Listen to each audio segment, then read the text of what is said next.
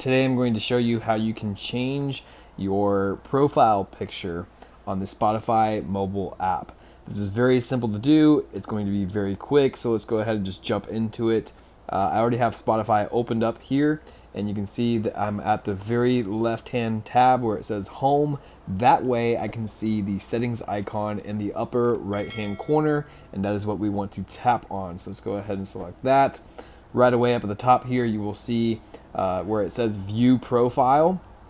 So let's go ahead and go to View Profile. And then right down below your display name, you can go ahead and select Edit Profile. And then in here, right below your picture, you will see where it says Change Photo. So let's go ahead and tap on that, and we will get 3 different options here. We can either choose from a library, we can take photos, or we can remove the current photo. So you can go ahead and do any one of those. And then the very last thing, just as a reminder, is that you always want to make sure that you actually hit save in the upper right hand corner once you have made your changes. Otherwise, everything that you changed is going to be basically erased and it will disappear.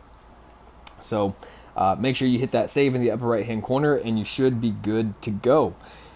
If this video helped you out, please like and subscribe. If you have any questions, leave them in the comments down below and I will do my best to help you out.